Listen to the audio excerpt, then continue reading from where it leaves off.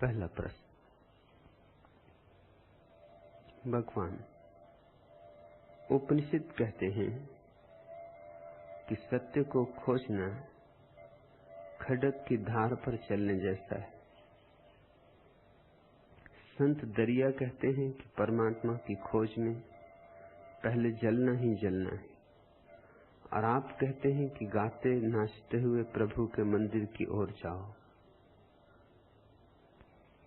इनमें कौन सा दृष्टिकोण सम्यक है? आनंद मैत्रेय।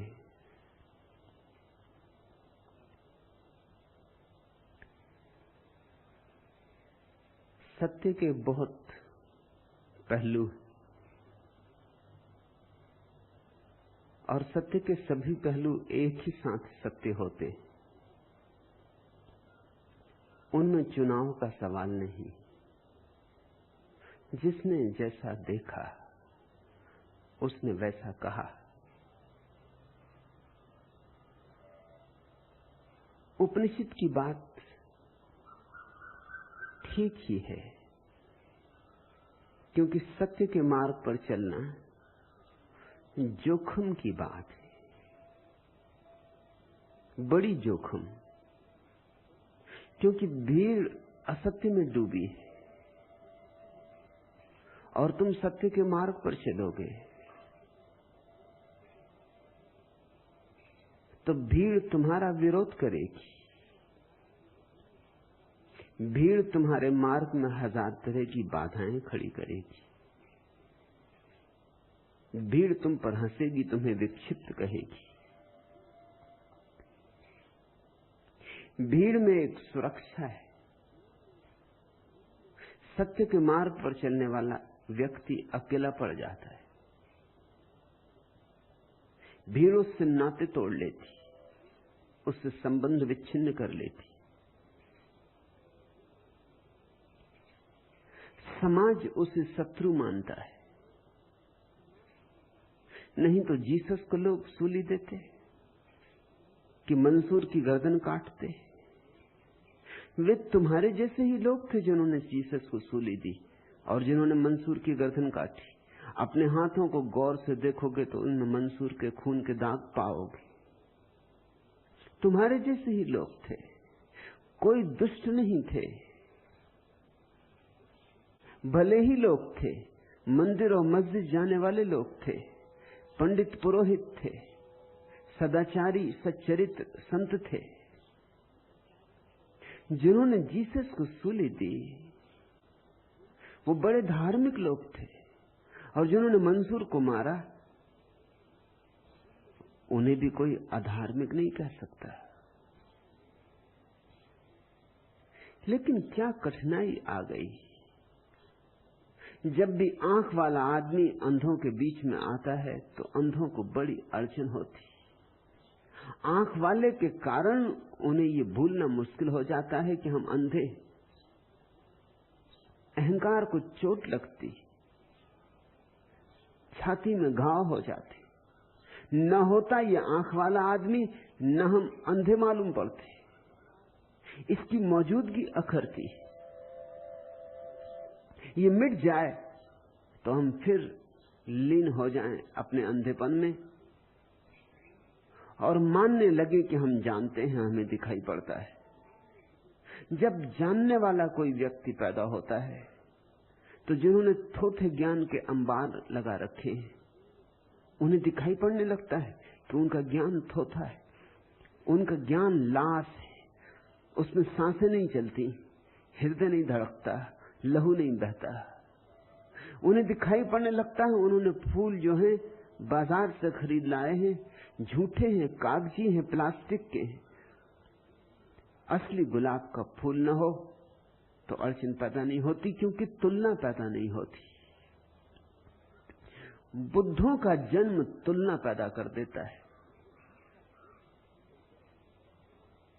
तुम अंधेरे घर में रहते हो, तुम्हारा पड़ोसी भी अंधेरे घर में रहता है और पड़ोसियों के पड़ोसी भी अंधेरे घर में रहते हैं। तुम निश्चिंत हो गए हो, तुम्हें अंधेरे से कोई अड़चन नहीं। तुमने मान लिया कि अंधेरा ही जीवन का ढंग है, शैली है। जीवन ऐसा ही है, अंधेरा ही है, ऐसी तुम्हारी मान्यता हो गई। फिर अचानक तुम्हारे पड़ोस में किसी ने अपने घर का दिया जला लिया। अब या तो तुम भी दिया जलाओ तो राहत मिले, या उसका दिया बुझाओ तो राहत मिले। और दिया जलाना कठिन, दिया बुझाना सरल। और दिया जलाना कठिन इसलिए भी कि कितने कितने लोगों को दिए जलाने पड़ेंगे, तब राहत मिलेगी। और बुझाना सरल, क्योंकि एक ही दिया बुझ जाए तो फिर अंधेरा स्वीकृत हो जाए। उपनिषद ठीक कहते हैं, सत्य के एक पहलू की तरफ इशारा है कि सत्य के मार्ग पर चलना तलवार की धार पर चलने जैसा है। और संत दरिया भी ठीक कहते हैं कि परमात्मा की खोज में जलना ही जलना है। विरह की अग्नि के बिना निखरोगे भी कैसे? जब तक विरह में जलोगे नहीं, तपोगे नहीं, राख ना हो जाओगे विरह में, तब तक तुम्हारे भीतर मिलन की संभावना पैदा ही नहीं होगी। विरह में जो मिट जाता है वही मिलन के लिए हकदार होता है, पात्र होता है। मिटने में ही पात्रता है। और जलन कोई साधारण नहीं होगी, रोआ रोआ जलेगा, कण कण जलेगा, क्योंकि समग्र होगी जलन, तभी समग्र से मिलन होगा। ये कसौटी है, ये परीक्षा है, और ये पवित्र होने की प्रक्रिया है। यही प्रार्थना है, यही भक्ति है। तो दरिया भी ठीक कहते हैं, ये दूसरा पहलू हुआ सत्य का, ये आंतरिक पहलू हुआ सत्य का। पहली बात थी जो बाहर से पैदा होगी, दूसरी बात है जो तुम्हारे भीतर पैदा होगी। समाज तुम्हें सताएगा, उसे सहा जा सकता है, कौन चिंता करता उसकी। ज्यादा से ज्यादा देह ही छीनी जा सकती है, तो देह तो छीन ही जाएगी। अपमान किया जा सकता है, तो नाम ठहरता ही कहां है इस जगत में। पानी पर खींची गई लकीर है, मिटी जाने वाला है। लोग पत्थर फेंकेंगे, गालियां देंगे, मगर ये सब साधारण बातें। जिसके भीतर लगन लगी सत्य की, वो इन सब के लिए राजी हो जाएगा। ये कुछ भी नहीं है, ये कोई बड़ा मूल्य नहीं है। भीतर की आग कहीं ज्यादा तरफ आएगी, धू धू कर जलेगी। अपने ही प्राण अपने ही हाथों जैसे हवन में रखती है। 1000 बार मन होगा कि हट जाओ, अभी भी हट जाओ, अभी भी देर नहीं हो गई है, अभी भी लौटा जा सकता है। 1000 बार संदेह खड़े होंगे कि क्या पागलपन कर रहे हो, क्यों अपने को जला रहे हो। सारी दुनिया मस्त है और तुम जल रहे हो। सारे लोग शांति से सोए और तुम जग रहे हो, और तुम्हारी आंखों में नींद नहीं, और तारे गिन रहे हो। और एक दिन हो तो चल जाए, दिन बीतेंगे, माह बीतेंगे, वर्ष बीतेंगे, और कोई भी पक्का नहीं कि मिलन होगा भी। यही पक्का नहीं है कि परमात्मा है। पक्का तो उसी को हो सकता है जिसका मिलन हो गया। मिलन जिसका नहीं हुआ है वह तो श्रद्धा से चल रहा है, होना चाहिए ऐसी श्रद्धा से चल रहा है, होगा ऐसी श्रद्धा से चल रहा है। झलकें दिखाई पड़ती हैं उसकी, सुबह उगते सूरज में, रात तारों भरे आकाश में, लोगों की आंखों में झलकें मिलती हैं उसकी। इतना विराट आयोजन, तो इसके पीछे छिपे हुए हाथ होंगे, और इतना संगीतबद्ध अस्तित्व है, तो इसके पीछे कोई छिपा संगीतज्ञ होगा। ऐसी मधुर वीणा बज रही है तो अपने से नहीं बज रही होगी। ये संयोग ही नहीं हो सकता। वैज्ञानिक कहते हैं जगत संयोग है, पीछे कोई परमात्मा नहीं। एक वैज्ञानिक ने इस पर विचार किया कि अगर जगत संयोग है तो इसके बनने की संभावना कैसी, कितनी है। उसने जो हिसाब लगाया वो बहुत हैरानी का है। उसने हिसाब लगाया है 20 अरब बंदर 20 अरब वर्षों तक 20 अरब टाइपराइटरों पर खटापट खटापट करते रहे तो संयोग है कि शेक्सपियर का एक गीत पैदा हो जाए। संयोग है। 20 अरब बंदर 20 अरब वर्षों तक 20 अरब टाइपराइटरों को ऐसे खटरपट करते रहे तो कुछ तो होगा ही। लेकिन शेक्सपियर का एक गीत पैदा करने में इतनी 20 अरब वर्षों की प्रतीक्षा करनी होगी। शेक्सपियर का एक गीत पैदा करने में, और ये अस्तित्व गीतों से भरा है।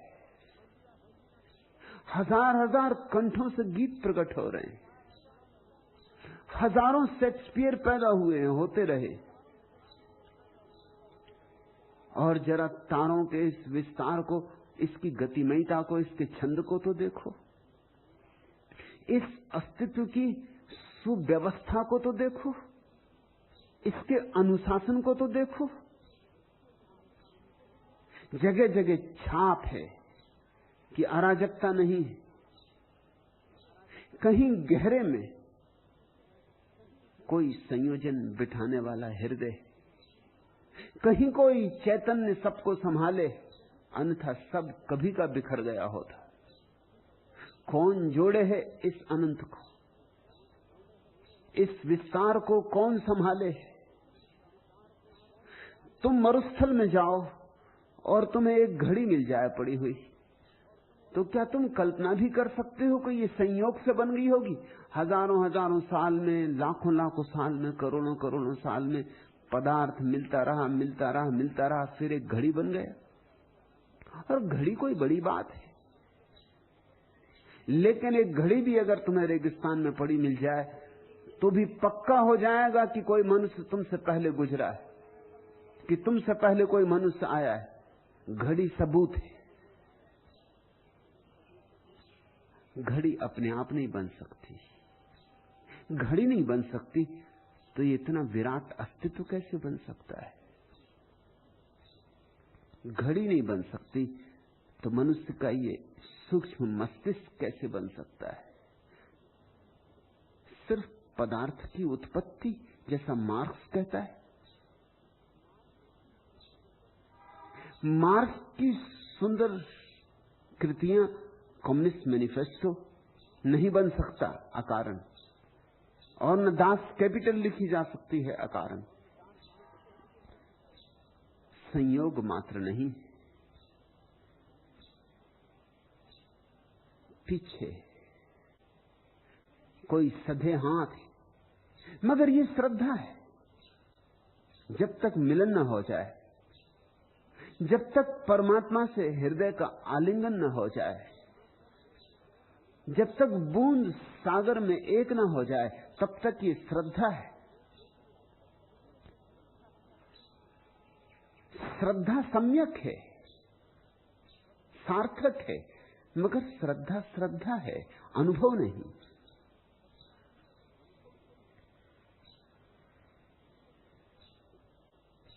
तो मिलन के पहले विरह की अग्नि तो होगी। और चूंकि मिलन की शर्त यही है कि तुम मिटो तो परमात्मा हो जाए। जब तक तुम हो परमात्मा नहीं, और जब परमात्मा है तब तुम नहीं। कबीर कहते हैं, हेरत हेरत है सखी रहा कबीर हेराई। चले थे खोजने, कबीर कहते हैं, और खोजते खोजते खुद खो गए। और जब खुद खो जाते हैं तभी खुदा मिलता है। जब तक खुद ही है तब तक खुदा नहीं। तो जलन तो बड़ी है, अपने ही हाथों से अपने को चिता पर चढ़ाने जैसी है। साधारण प्रेम की जलन तो तुमने जानी, किसी से तुम्हारा प्रेम हो गया तो मिलने की कैसी आतुरता होती। 24 घड़ी सोते जागते एक ही धुन सवार रहती, एक ही स्वर भीतर बजता रहता, एक तारे की तरह। मिलना मिलना, एक ही छवि आंखों में समाई रहती, एक ही पुकार उठती रहती। 1000 कामों में उलझे रहो, बाजार में, दुकान में, घर में, मगर रह रह के कोई हुक उठती रहती। साधारण प्रेम में ऐसा होता है। तो भक्ति की तो तुम थोड़ी कल्पना करो, करोड़ों करोड़ों गुनी गहनता, और अंतर केवल मात्रा का ही नहीं है, गुण का भी है। क्योंकि ये प्रेम तो क्षणभंगुर है जो इतना सताता है। जिससे आज प्रेम है, हो सकता है कल समाप्त हो जाए। जिसकी आज याद बुलाए नहीं भूलती, कल बुलाए बुलाए ना आए, ये भी हो सकता है। आज जिसे चाहो तो नहीं भूल सकते, कल जिसे चाहो तो याद ना कर पाओ, ये भी हो सकता है। ये तो क्षणभंगुर है, ये तो पानी का बबूला है, ये इतना जला देता है। ये पानी का बबूला ऐसे फफोले उठा देता है आत्मा में। तो जब शाश्वत से प्रेम जगता है तो स्वभावतः सारी आत्मा दग्ध होने लगती। संत दरिया ठीक कहते, वह एक और पहलू हुआ सत्य का कि उसके मार्ग पर जलना ही जलना है। और चूंकि उपनिषद कहते हैं उसके मार्ग पर चलना खड्ग की धार पे चलना, और दरिया कहते हैं उसके मार्ग पे चलना अग्नि लगे जंगल से गुजरना है। इसीलिए मैं तुमसे कहता हूं, नाचते जाना, गाते जाना, नहीं तो रास्ता काट ना पाओगे। जब तलवार पर ही चलना है तो मुस्कुरा के चलना। मुस्कुराहट ढाल बन जाएगी। नाच सको तो तलवार की धार मर जाएगी। गीत गा सको तो आग भी शीतल हो जाएगी। चूंकि उपनिषद सही, चूंकि दरिया सही, इसलिए मैं सही। जाओ नाचते गाते, गीत गुनगुनाते। ये तीसरा पहलू। जब उस परमात्मा से मिलने चले हैं तो उदास उदास क्या। साधारण प्रेमी से मिलने जाते हो तो कैसे सच के जाते हो। देखा किसी स्त्री को अपने प्रेमी से मिलते जाते वक्त, कितनी सजती, कितनी समर्ती।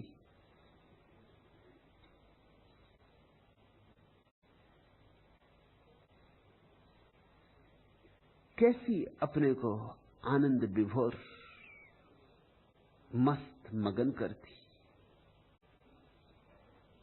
कैसे उसके ओंठ प्रेम के वचन कहने को तड़फड़ाते। कैसा उसका हृदय लबालब रस से भरा, उंडलने को आतुर। कैसे उसका रोआ रोआ नाचता। और तुम परमात्मा से मिलने जाओगे और उदास उदास उदास उदास। ये रास्ता तय नहीं हो सकता। रास्ता वैसे ही कठिन, तुम्हारी उदासी और मुश्किल खड़ी कर देगी। रास्ता वैसे ही दुर्गम है। तुम उदास चले तो पहाड़ सिर पे लेके चले, तलवार की धार पे चले और पहाड़ सिर लेके चले, बचना मुश्किल हो जाएगा। जब तलवार की धार पर ही चलना है तो पैरों में घुंघरू बांधो। मीरा ठीक कहती, पद घुंघरू बांध मीरा नाची रे। जब तलवार पे ही चलना है तो पैर में घुंघरू तो बांध लो। मैं तुमसे कहता हूं, अगर तुम्हारे पैरों में घुंघरू हो तो तुमने तलवार को बोथरा कर दिया। ओंठों पर गीत हो, मस्त अलमस्त, जैसे आषाढ़ के पहले पहले बादल घिरे और मत्त मयूर नाचता है, ऐसे तुम नाचते चलो। तलवारें ही तब फूलों की भांति कोमल हो जाएंगी, कांटे फूल हो जाएंगे। और तुमसे कहता हूं उत्सव मनाते चलो, क्योंकि उत्सव ही तुम्हें चारों तरफ शीतलता से घेर लेगा। फिर कोई लपट तुम्हें जला ना पाएगी। जंगल में लगी रहने दो आग, मगर तुम इतने शीतल होगे कि आग तुम्हारे पास आके शीतल हो जाएगी। अंगारे तुम्हारे पास आते आते बुझ जाएंगे, लपटें तुम्हारे पास आते आते फूलों के हार बन जाएंगी। उपनिषद सही, दरिया सही, मैं भी सही, इनमें कुछ विरोधाभास नहीं है। परमात्मा के संबंध में हजारों वक्तव्य दिए जा सकते हैं जो एक दूसरे के विपरीत लगते हो, फिर भी उनमें विरोधाभास नहीं होगा, क्योंकि परमात्मा विराट है, सारे विरोधों को समाये है, सारे विरोधों को आत्मसात किए हुए। उसमें फूल भी हैं और कांटे भी हैं, उसमें रातें भी हैं और दिन भी हैं, उसमें खुला आकाश भी है जब सूरज चमकता, और बदलियों से घिरा आकाश भी है जब सूरज बिल्कुल खो जाता। परमात्मा में सब है, क्योंकि परमात्मा सब है। उपनिषद सिर्फ एक पहलू की बात कहते, दरिया दूसरे पहलू की बात कहते। उपनिषद और दरिया भिन्न भिन्न बात नहीं कह रहे हैं। और उपनिषद में और दरिया में तो तुम थोड़ा संबंध भी जोड़ लोगे कि ठीक है, खडक की धार पे चलना कि जलना, इन दोनों में संबंध जुड़ता है। मैं तुमसे बहुत ही उल्टी बात कह रहा हूं। मैं कहता हूं नाचते हुए, गीत गाते हुए, उत्सव मनाते हुए प्रभु से मिलने चले हो, श्रृंगार करो, प्रभु से मिलने चले हो, बंधनबार बांधो। उस अतिथि को बुलाया, महा अतिथि को, द्वार पर स्वागतम का आयोजन करो, रंगोली सजाओ। इतने महा अतिथि को निमंत्रण दिया है तो घर में दिए जलाओ, दिवाली मनाओ, कि गुलाल उड़ाओ, कि होली और दिवाली साथ ही साथ हो, कि छेड़ो वाद्य, कि गीत उठने दो, कि संगीत जगने दो। उस बड़े मेहमान को तभी तुम अपने हृदय में समा पाओगे। वह मेहमान जरूर आता है, बस तुम्हारे तैयार होने की जरूरत है, और बिना उत्सव के तुम तैयार ना हो सकोगे। उत्सव रहित हृदय में परमात्मा का आगमन न कभी हुआ है, न हो सकता है, क्योंकि परमात्मा उत्सव है। रसो वैसा, वह रस रूप है, तुम भी रस रूप हो जाओ, तो रस का रस से मिलन हो, समान का समान से मिलन होता है।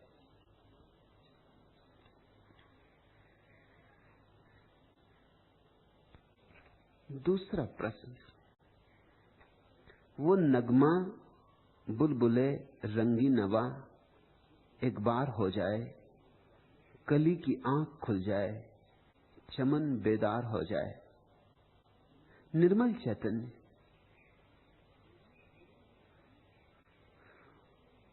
वह गीत गाया ही जा रहा है,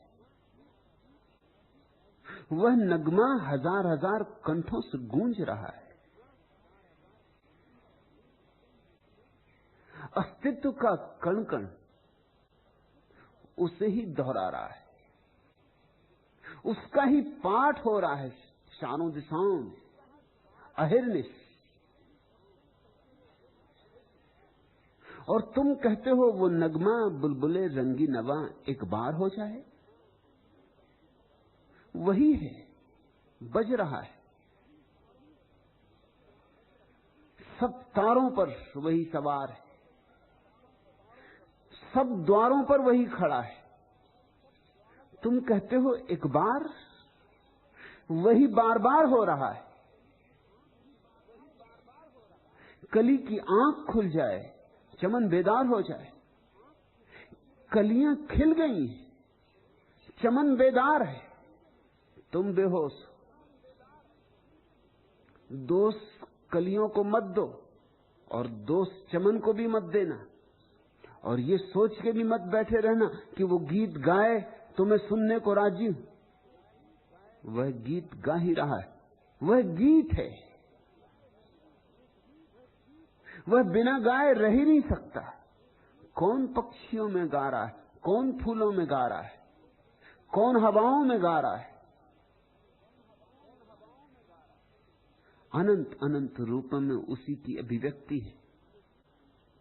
लेकिन अक्सर हम ऐसा सोचते, निर्मल चैतन्य ही ऐसा सोचते, ऐसा नहीं। अधिकतर लोग ऐसा ही सोचते कि एक बार परमात्मा हो दिखाई पड़ जाए, एक बार उससे मिलन हो जाए, और रोज तुम उससे ही मिलते हो मगर पहचानते नहीं। जिसमें भी आता है तुम्हारे द्वार वही आता है, मगर प्रतिविज्ञा नहीं होती।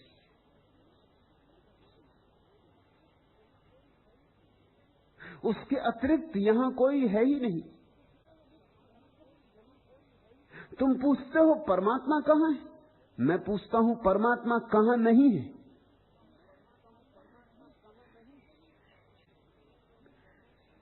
लेकिन हम बहाने खोजते, हम कहते हैं गीत बजता, जरूर हम सुनते। ये नहीं सोचते कि हम बहरे, क्योंकि अगर हम कहें हम बहरे हैं तो फिर कुछ करना पड़े, जिम्मेवारी अपने पे आ जाए। कहते हैं सूरज निकलता तो हम दर्शन करते, झुक जाते सूर्य नमस्कार में।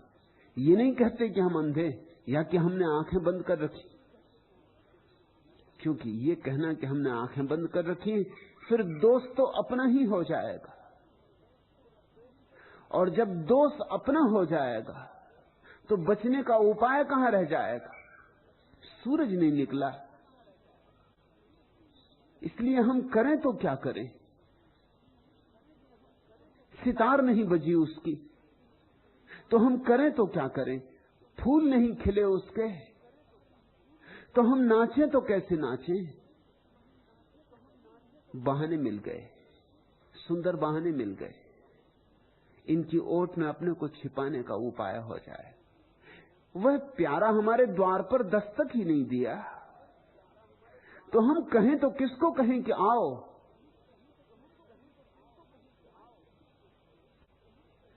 हम द्वार किसके लिए खोलें, दस्तक तो दे। हम ये पलक पावड़े किसके लिए बिछाएं, उसका कुछ पता तो चले, कम से कम पग ध्वनि तो सुनाई पड़े। ये मनुष्य की तरकीबें, ये तरकीबें हैं अपने को बचा लेने की। ये तरकीबें हैं कि हम जैसे हैं ठीक है, गलती है अगर कुछ तो उसकी है। कली की आंख खुलती तो चमन तो बेदार होने को राजी था, कली की आंख नहीं खुलती, चमन बेदार कैसे हो।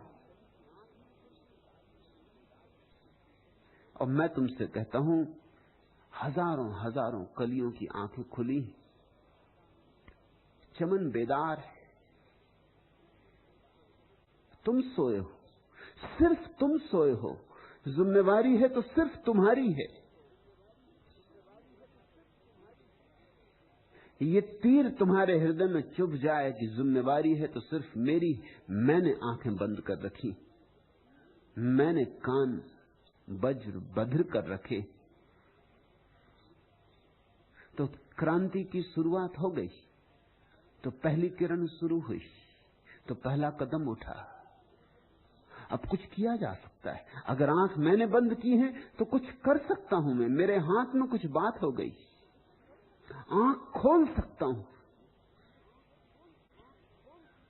जब हम दूसरे पे टाल देते और जब हम अनंत पे टाल देते तो हम निश्चिंत होकर सो रहते हैं। और एक करवट ले लो, कंबल को और खींच लो और थोड़ा सो जाओ। अभी सुबह नहीं हुई, जब सुबह होगी तब उठेंगे। और मैं तुमसे कहता हूं सुबह ही सुबह है, हर घड़ी सुबह है। सूरज निकला है, परमात्मा तुम्हारे द्वार पे दस्तक दे रहा है। तुम सुनते नहीं, तुम सुन सको इतने शांत नहीं। तुम्हारे भीतर बड़ा शोरगुल है, तुम्हारे भीतर बड़ा तूफान है, बड़ी आंधियां, बवंडर विचारों के, वासनाओं के। तुम्हारी आंखें बंद है पांडित्य से, शास्त्रों से, तथाकथित ज्ञान से।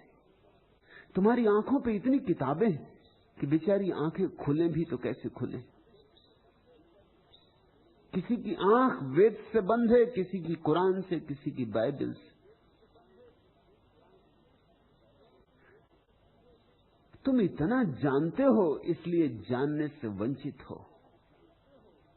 थोड़े अज्ञानी हो जाओ। मैं तुमसे कहता हूं थोड़े अज्ञानी हो जाओ। मैं अपने सन्यासियों को अज्ञानी होना सिखा रहा हूं।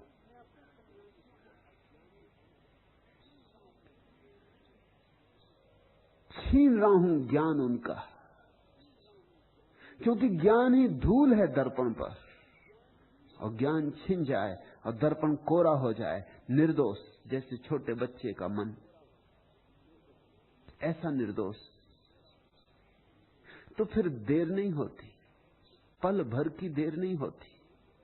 तत्क्षण उसकी पगध्वनि सुनाई पड़ने लगती, तत्क्षण द्वार पर उसकी दस्तक दिखाई पड़ने लगती, तत्क्षण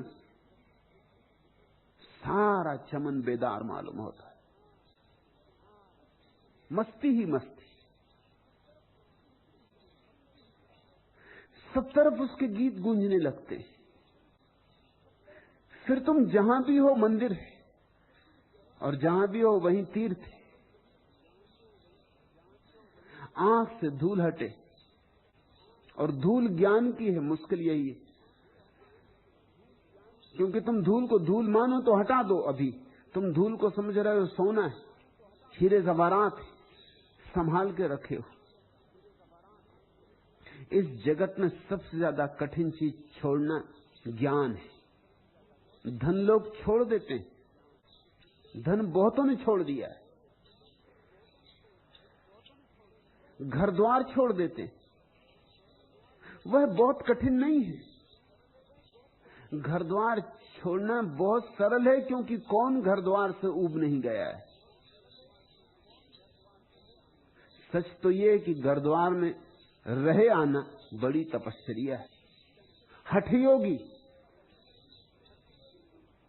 पिट रहे हैं मगर रह रहे हैं। तुम उनको संसारी कहते हो और भगोड़ों को सन्यासी कहते हो। जो भाग गए कायर, उनको कहते हो सन्यासी। और बेचारे ये जो 100 जूते खाएं, तमाशा घुस के देखे, इनको तुम कहते हो कि संसारी। जूतों पर जूते पड़ रहे हैं, मगर उनके कान पे जू नहीं रेंगती, डटे हैं। हठयोगी कहता हूं मैं इनको। इनकी जिद्द तो देखो, इनका संकल्प तो देखो, इनकी दृढ़ता तो देखो, इनकी छाती तो देखो, बड़े मजबूत है।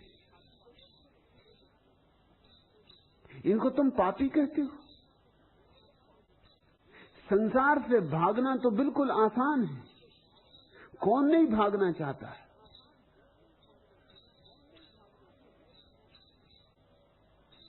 संसार में है क्या? तकलीफें ही तकलीफें, जंजाल ही जंजाल है। दुखों पर दुख चले आते, बदलियां घनी से घनी, काली से काली होती चली जाती। अंग्रेजी में कहावत है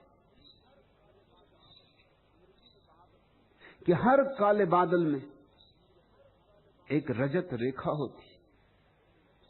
every cloud has a silver line. अगर तुम संसार को देखो तो हालत बिल्कुल उल्टी। Every silver line has a cloud. हर रजत रेखा के पीछे चला आ रहा है एक बड़ा काला बादल, भयंकर बादल। वो रजत रेखा तो चमक के क्षण भर में खत्म हो जाती और फिर काला बादल छाती पे बैठ जाता जो पीछा नहीं छोड़ता। वो रजत रेखा तो वैसे ही है जैसे कि मछुआ मछली मार कांटे में आटा लगा के बंसी लटका के बैठ जाता तालाब के किनारे। कोई आटा खिलाने के लिए मछलियों के लिए नहीं लाया है। आटे में छिपा कांटा है। मछलियों को फांसने आया है, कोई मछलियों को भोजन कराने नहीं आया है।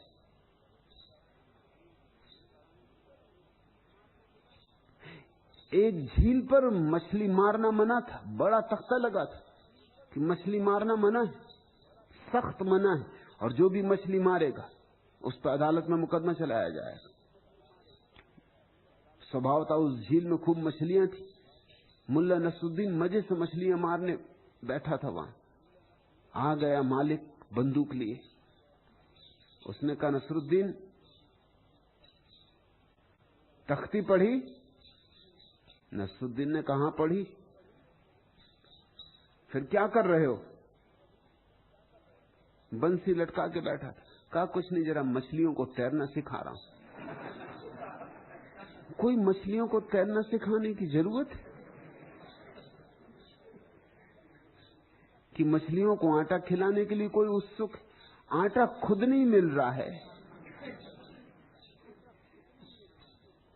लेकिन आटे के बिना मछली कांटे को लीलेगी नहीं। प्रयोजन कांटा है। वो जो रजत रेखा चमकती बादल में, वो तो आटा है। पीछे चला आ रहा काला बादल। आशाओं की तरह रजत रेखा है।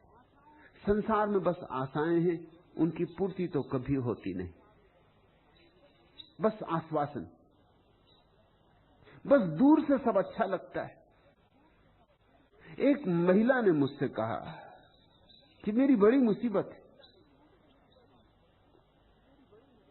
मैं दूर से सुंदर मालूम पड़ती हूं,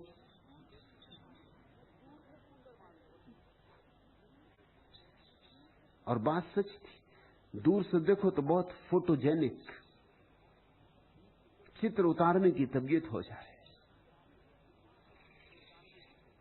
लेकिन उसकी तकलीफ यह कि पास आओ तो बड़ी भद्दी हो जाती। कुछ लोग होते हैं जो दूर से सुंदर दिखाई पड़ते हैं, पास आओ तो मैं क्या करूं? तो मैंने कहा तू एक काम कर, जितनी प्याज लहसुन खा सके खा। उसने कहा प्याज लहसुन, इससे मैं सुंदर हो जाऊंगी? उसने कहा, मैंने कहा सुंदर तू नहीं हो जाएगी, मगर कोई तेरे पास नहीं आएगा। तू सुंदर दिखाई पड़ती रहेगी।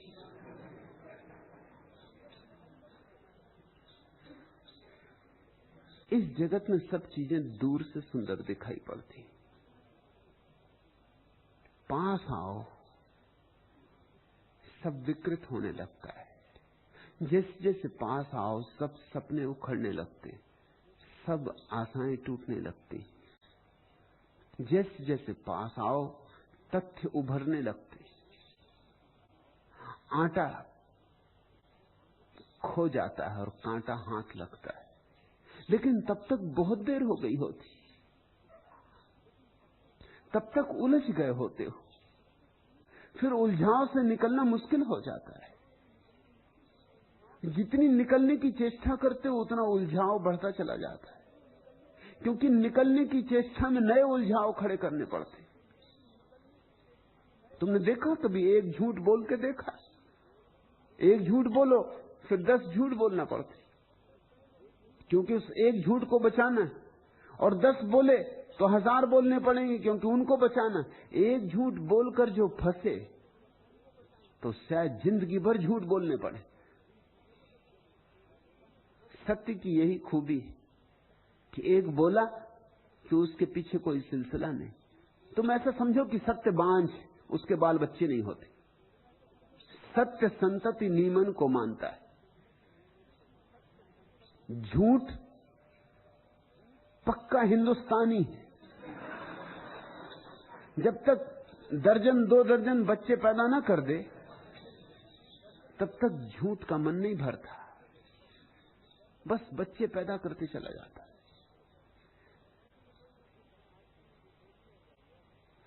सबसे बड़ी झूठ आदमी ने जो बोली है वह यह है कि दोष किसी और का है।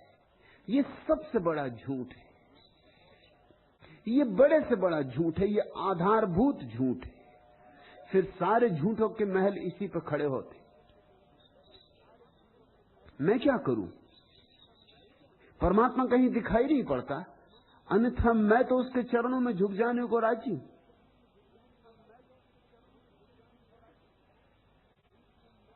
मैं क्या करूं?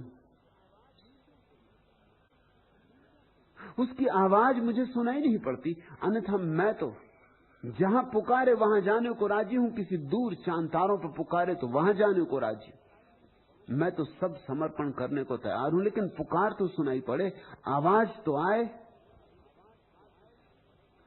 और आवाज रोज आ रही, प्रतिपल आ रही, और तुम कानों में उंगलियां डाले बैठे हो। लेकिन उंगलियां तुम जन्मों जन्मों से डाले हो, तो शायद तुम सोचते हो कानों में उंगलियों का डाला होना यही स्वाभाविक है।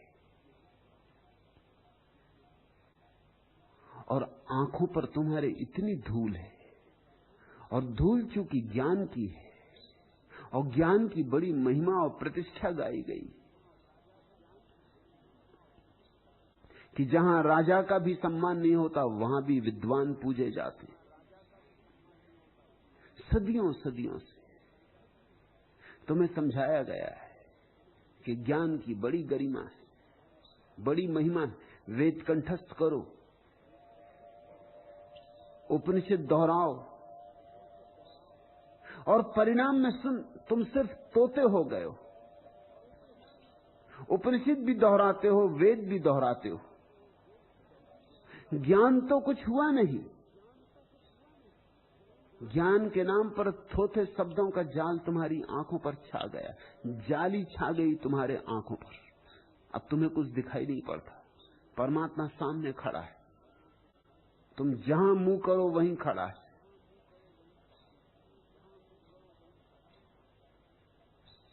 तुम उसके अतिरिक्त और किसी के संपर्क में कभी आते ही नहीं। तुम्हारी पत्नी में भी वही है, तुम्हारे पति में भी वही, तुम्हारे घर जो बेटा पैदा हुआ है उसमें भी वही फिर आया है, नया संस्करण उसका फिर। लेकिन आंख से जाली कटनी चाहिए। निर्मल चैतन्य, ज्ञान छोड़ो, ध्यान पकड़ो। दरिया ठीक कहते हैं, ध्यान हो तो ज्ञान अपने से जन्मता है। वह ज्ञान तुम्हारे भीतर से आएगा तभी ज्ञान है। जब तक बाहर से आए तब तक अज्ञान को छिपाने की प्रक्रिया है और कुछ भी नहीं। सोचो बैठकर कभी, तुम जो भी जानते हो वो भीतर से आया या बाहर से, और तुम बड़े चकित हो जाओगे। तुम पाओगे सब बाहर से आया, तो सब बेकार है। और बेकार ही नहीं, बाधक, अड़चन। उतने का ही भरोसा करो जो तुम्हारे भीतर से आया हो, जो तुम्हारे ध्यान में उमगा हो, बस उसका ही भरोसा करना। उसका ही भरोसा रहे तो तुम्हें उसके नगमे अभी सुनाई पड़े, अभी यहीं। उसका ही भरोसा रहे तो तुम्हें उसका सौंदर्य अभी दिखाई पड़े, अभी यहीं। अगर तुम थोड़े ज्ञान की पकड़ को छोड़ दो, फिर से अज्ञानी हो जाओ जैसे छोटे बच्चे। अज्ञान में एक निर्दोषता है। मैं तुमसे कहता हूं, पंडित नहीं पहुंचते, अज्ञानी पहुंचते। अज्ञानी से मेरा अर्थ है जिसने बाहर के ज्ञान को बिल्कुल इंकार कर दिया और जो भीतर डुबकी मार के बैठ गया, और जिसने कहा कि जो मेरे भीतर अनुभव होगा वही मेरा है, से सब उधार है, बासा है, उच्छिष्ट। तुम दूसरों के जूते नहीं पहनते, दूसरों के कपड़े नहीं पहनते और दूसरों का ज्ञान उधार ले लेते हो। दूसरों का जूठा भोजन नहीं करते और हजार हजार ओंठों से जो शब्द जूठे हो गए उनको ही छाती लगा के बैठ गए हो। इससे अड़चन है, नहीं तो आंख बंद करो और उसका ही जलवा है। हम वही हैं जो हम नहीं हैं। भाव जो कभी मूर्त न हुए, शब्द जो कभी कहे नहीं गए, जीने की व्यथा में डूबे हुए स्वर जो ध्वनित नहीं हो पाए, राग नहीं बने, जीवन के अचीने सीमांत के चरम क्षण होने न होने के अपनी अनंतता में ठहरे रहे, निरंतर अपनी अतीन्द्रिय संपूर्णता में जीते रहे, पर बीते नहीं, भोगे नहीं गए।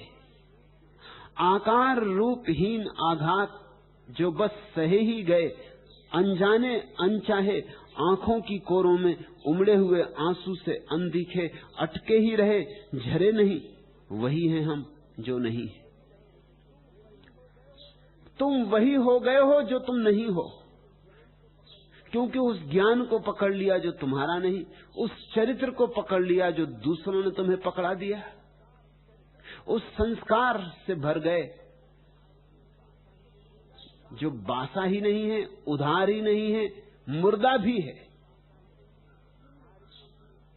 तुमने अपने अंतस को अवसर ही न दिया, तुमने स्वस्फुरणा को मौका ही न दिया, इसलिए तुम वही हो गए हो जो तुम नहीं हो, और जो तुम हो उसका तुम्हें पता भूल गया है। तुम जो हो वही परमात्मा का एक रूप है, उसे कहीं खोजने और नहीं जाना है, अपने भीतर डुबकी मारनी। खोलो निज मन के वातायन, रवि किरणों को मत रोको, भीतर आने दो। उनमें श्रद्धा और ज्ञान के अनगिन जगमग दीप जल रहे। खोलो निज मन के वातायन, मुक्त पवन को मत रोको, भीतर आने दो। उसकी लहरों में मानव ममता के सुरभित स्वप्न पल रहे। और एक बार तुम शून्य हो जाओ, शांत हो जाओ, मौन हो जाओ, तो चांद में भी वही आएगा चांदी होकर, और सूरज में भी वही आएगा सोना होकर। खोलो द्वार दरवाजे, ज्ञान के ताले मार के बैठे हो।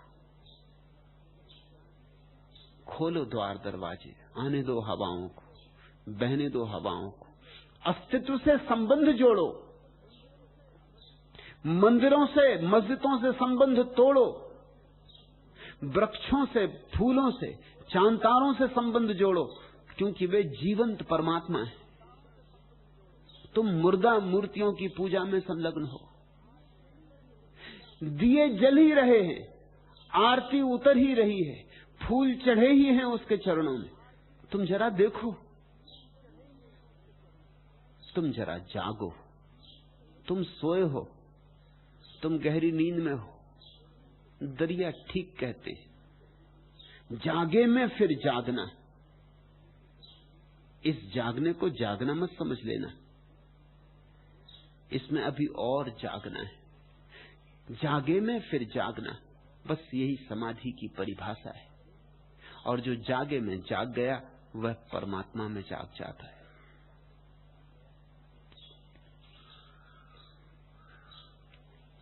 तीसरा प्रश्न, भगवान आपको सुनता हूं तो लगता है कि पहले भी कभी सुना है, देखता हूं तो लगता है कि पहले भी कभी देखा है। वैसे मैं पहली ही बार यहां आया हूं, पहली ही बार आपको सुना और देखा है। मुझे यह क्या हो रहा है? संदीप,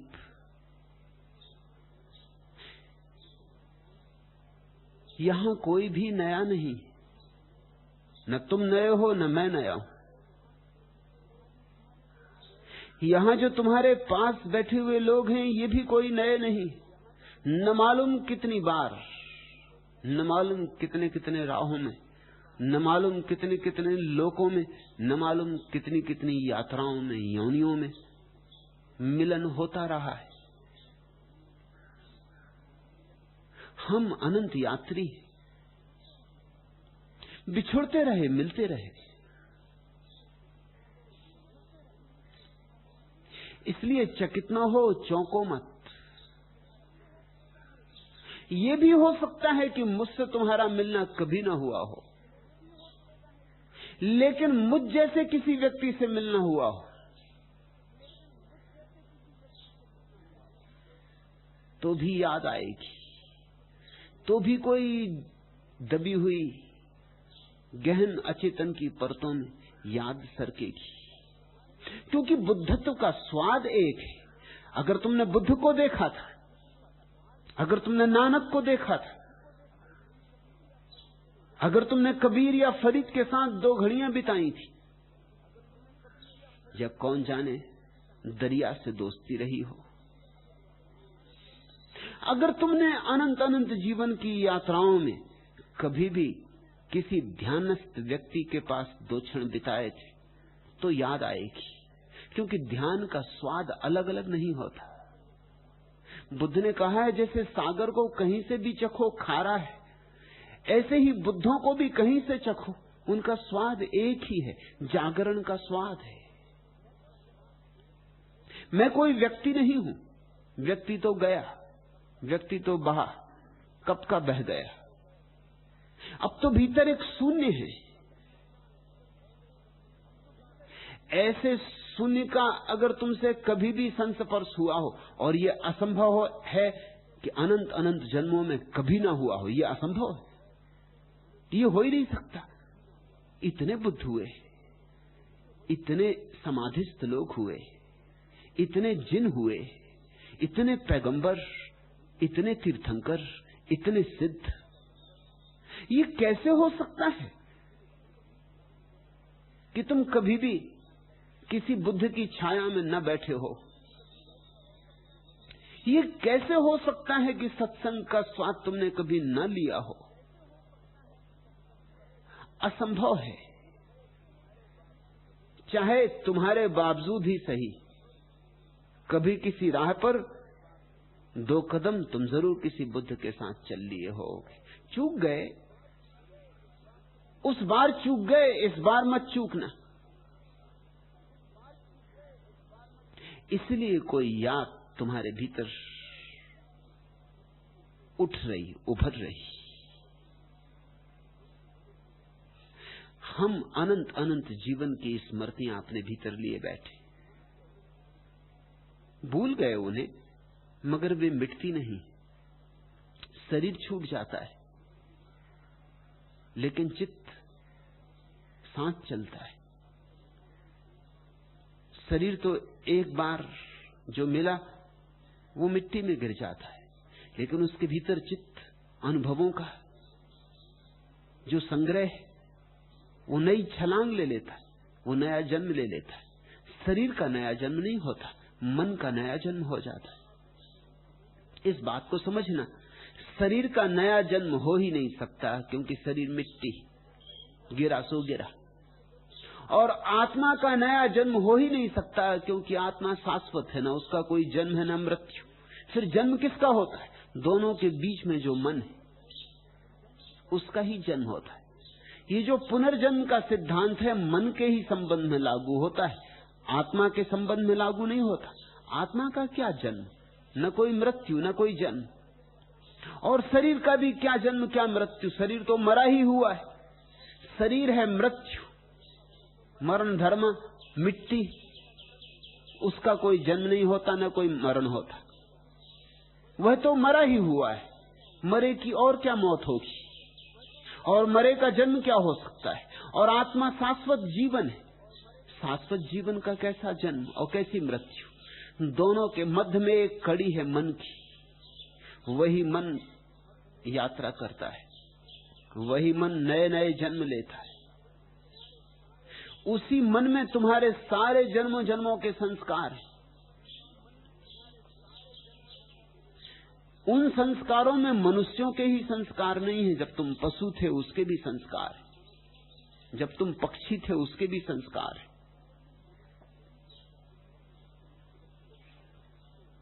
जब तुम वृक्ष थे उसके भी संस्कार है, जब तुम एक चट्टान थे उसके भी संस्कार है। तुम्हारे भीतर अस्तित्व की सारी आत्मकथा है। तुम छोटे नहीं हो। तुम्हारी उतनी ही लंबी कथा है जितनी कथा अस्तित्व की। तुम अस्तित्व के सब रंग सब ढंग जान चुके हो, पहचान चुके हो। लेकिन हर जन्म के बाद विस्मरण हो जाता है। लेकिन फिर भी किसी गहरी अनुभूति के क्षण में, किसी प्रीति के क्षण में कोई स्मृति पंख फड़फड़ाने लगती। ऐसा ही कुछ हुआ होगा संदीप। तुम कहते आपको सुनता हूं तो लगता है पहले भी कभी सुना है। जरूर सुना होगा, मुझे सुना हो या ना सुना हो, मगर मुझ जैसे किसी व्यक्ति को जरूर सुना होगा। तुम कहते देखता हूं तो लगता है कि पहले भी कभी देखा है। मुझे देखा हो न देखा हो, लेकिन जरूर कोई जलता हुआ दिया तुमने देखा होगा। और जब कोई जलते दिए को देखता है तो मिट्टी के दिए पे थोड़ी नजर जाती, ज्योति पे नजर जाती। मिट्टी के दिए तो अलग अलग हो जाते हैं, लेकिन ज्योति तो एक ही है। ज्योति तो अलग अलग नहीं होती। तुम कहते हो वैसे मैं पहली बार ही यहां आया हूं। यहां पहली बार आए हो, लेकिन यहां जैसी जगह सदियों सदियों से जमीन पर सदा सदा रही। तीर्थ उठते रहे, क्योंकि जब भी कहीं कोई ज्योति जली तीर्थ बना। जब भी कभी कोई बुद्ध हुआ वहीं मंदिर उठा। जब भी कहीं कोई फूल खिला, भंवरे आए, गीत गूंजे, नाच हुआ। जब भी कोई बांसुरी बजी प्राणों की तो रास रचा, राधा नाची।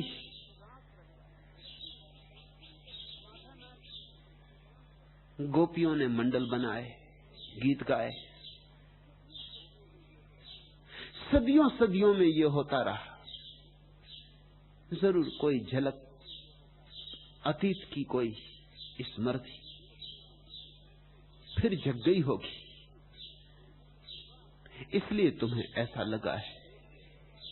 पूर्वा जो डोल गई, घटा घटा आंगन में जूड़े से खोल गई। बूंदों का लहरा दीवारों को चूम गया। मेरा मन सावन की गलियों में झूम गया। श्याम रंग परियों से अंबर है घिरा हुआ। घर को फिर लौट चला बरसों का फिरा हुआ। मैया के मंदिर में अम्मा की मानी हुई। डुग डुग डुग डुग डुग बधैया फिर बोल गई। पूर्वा जो डोल गई, घटा घटा आंगन में जूड़े से खोल गई। बरगद की जड़ें पकड़ चरवाहे झूल रहे। विरहा की तानों में बिरहा सब भूल रहे। अगली सहालत तक ब्याहों की बात टली। बात बड़ी छोटी पर बहुतों को बहुत खली। नीम तले चौरा पर मीरा की बार बार, गुड़िया के ब्याह वाली चर्चा रस घोल गई। पूर्वा जो डोल गई, घटा घटा आंगन में जूड़े से खोल गई। खनक चूड़ियों की सुनी, मेहंदी की पातों ने कलियों पर रंग फेरा। मालिन की बातों ने धानों के खेतों में गीतों का पहरा है। चिड़िया की आंखों में ममता का सहरा है। नदिया से उमक उमक मछली व चमक चमक, पानी की चूनर को दुनिया से मोल गई। पूर्वा जो डोल गई, घटा घटा आंगन में जूड़े से खोल गई। झूले के झूमक हैं शाखों के कानों में, शबनम की फिसलन है केले की रानों में। ज्वार और अरहर की हरी हरी सारी है, नई नई फूलों की गोटा किनारी है। गांवों की रौनक है मेहनत की बाहों में, धोबिन भी पाटे पे हैया छू बोल गई। पूर्वा जो डोल गई घटा घटा आंगन में जूड़े से खोल गई। जैसे कोई बहुत दिनों का दूर चला गया व्यक्ति अपने गांव वापस लौटे और हर छोटी छोटी बात याद आने लगे। पूर्वा जो डोल गई घटा घटा आंगन में जूड़े से खोल गई। छोटी छोटी बातें याद आने लगे। ये गांव का मंदिर, ये गांव का पनघट, पनघट पे घटी हुई रस भरी बातें, ये गांव का पुराना बरगद, इस बरगद के नीचे खेले गए खेल, इस बरगद पर डाले गए झूले, झूलों पर भरी गई पेंगे, ये गांव का बाजार, बाजार के भरने के दिन, बाजार में खरीदे गए खिलौने,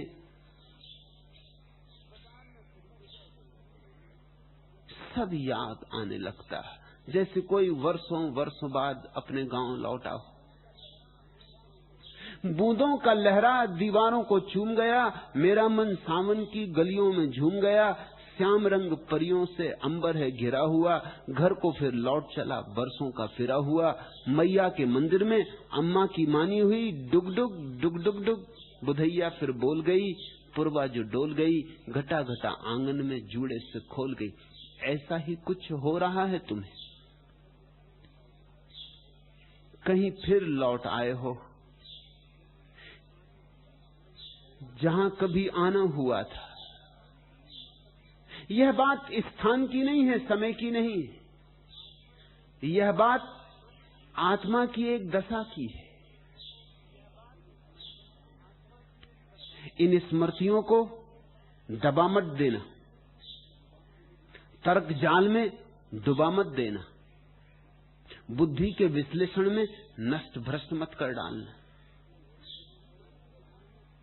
इन स्मृतियों को उठने दो, फैलाने दो पंख, इन स्मृतियों को छाने दो, क्योंकि ये स्मृतियां तुम्हें याद दिलाएंगी कि पहले भी चूक गए थे, अब की बार न चूक जाना। ऐसा हुआ महावीर के जीवन में उल्लेख। एक राजकुमार ने महावीर से दीक्षा ली। राजकुमार महलों में रहा, सुख सुविधाओं में पला। फिर महावीर के साथ जिस धर्मशाला में ठहरना पड़ा, नया नया सन्यासी था, उसे जगह मिली बिल्कुल दरवाजे पर।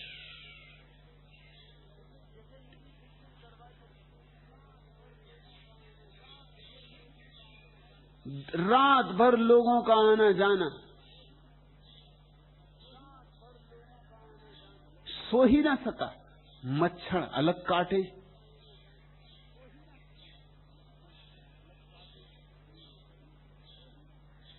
जमीन कड़ी, बिना बिस्तर के सोना, न तकिया पास, हाथ का ही तकिया। कभी ऐसे सोया नहीं था। और ऐसी बेहूदी जगह, धर्मशाला का दरवाजा, जिस पे दिन भर भी लोग, रात भर भी लोग, फिर कोई आया, फिर किसी ने द्वार खटखटाया, फिर कोई मेहमान आया, फिर द्वार खोले गए, फिर मेहमान भीतर लिया गया। आधी रात थी, उसने सोचा ये क्या हुआ, ये मैं किस झंझट में पड़ गया। अच्छा भला घर था, सुख सुविधा थी, सुबह ही होते वापस लौट जाऊंगा। सोचा था कि चुपचाप ही लौट जाए, महावीर को कुछ कहना ठीक नहीं, पर राजकुमार था, संस्कारी था, सोचा कि ये तो उचित ना होगा। दीक्षा ली है तो कम से कम उनको नमस्कार करके, क्षमा मांग के कि नहीं मुझसे ना सदेगी, लौट जाऊं। जैसे ही महावीर के पास पहुंचा, झुक के नमस्कार किया। महावीर ने कहा तो इस बार फिर लौट चले। बड़ा हैरान हुआ राजकुमार। उसने कहा, इस बार? मैं तो पहली ही बार आपके पास आया हूं। क्या कभी पहले भी लौट गया हूं? महावीर ने कहा, ये तुम दूसरी बार लौट रहे हो। मेरे पास नहीं आए थे पहली बार। मुझसे पहले जो तीर्थंकर हुए पार्श्वनाथ, उनके पास आए थे। और यही अड़चन, यही धर्मशाला का दरवाजा, यही एक हाथ का तकिया बना के सोना, यही मच्छर। जरा याद करो, महावीर ने ऐसे उकसाया जैसे कोई सिगरी में अंगारे को उकसाए। जरा झाड़ दी राख, एक स्मृति भभक के उठी, दृश्य खुल गया। एक क्षण को उसकी आंख बंद हो गई। याद आया कि हां, पार्श्वनाथ की प्रतिमा प्रकट हुई। याद आया कि हां, दीक्षित हुआ था। और याद आया कि बीच से ही लौट गया था। आंख आंसुओं से भर गई। महावीर के चरणों पर सिर रखा। महावीर ने कहा, अब क्या इरादा है? रुकते हो कि जाते हो? उस राजकुमार ने कहा, अब जाना कैसा? धन्य भागी हूं कि आपने याद दिला दी। धन्य भागी हो तुम कि तुम्हें याद आ रही, बिना मेरे दिलाए तुम्हें याद आ रही। सो और भी धन्य भागी हो। भाग गए होगे पहले कभी, आते आते पास दूर छिटक गए होगे, बनते बनते साथ छूट गया होगा, किसी नाव पर चढ़ते चढ़ते उतर गए होगे, कोई द्वार खुलते खुलते बंद हो गया होगा। हंस हंस कर मैं भूल चुका हूं आशा और निराशा को, रो रो कर मैं भूल चुका हूं सुख दुख की परिभाषा को।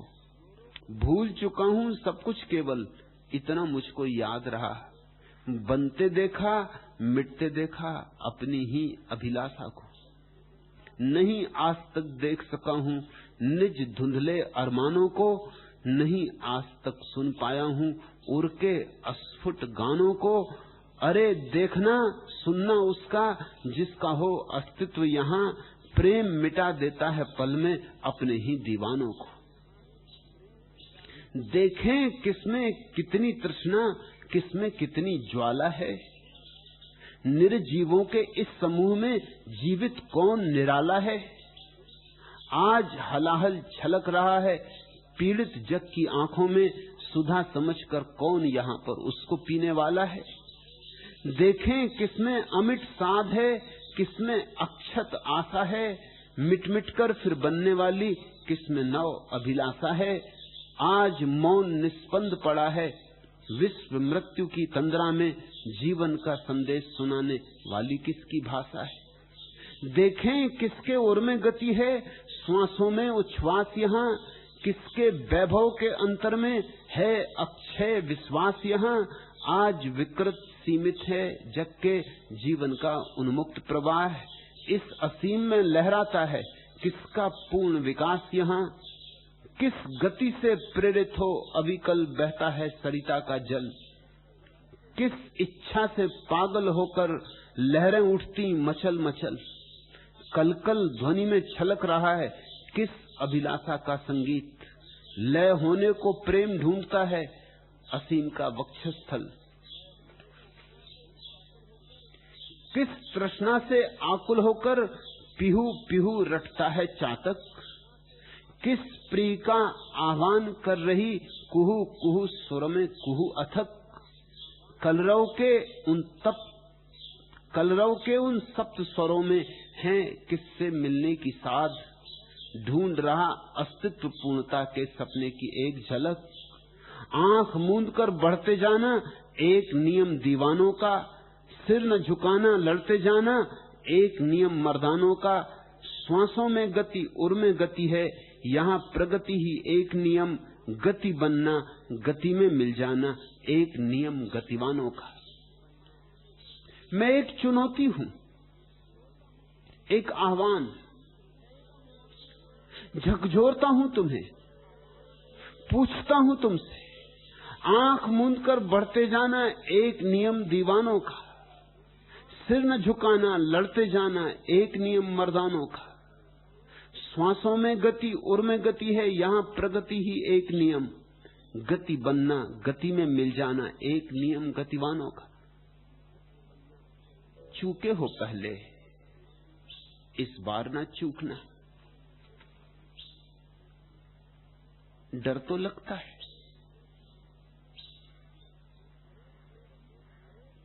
सत्संग भय तो लाता है। अरे देखना सुनना उसका जिसका हो अस्तित्व यहां, प्रेम मिटा देता है पल में अपने ही दीवानों को।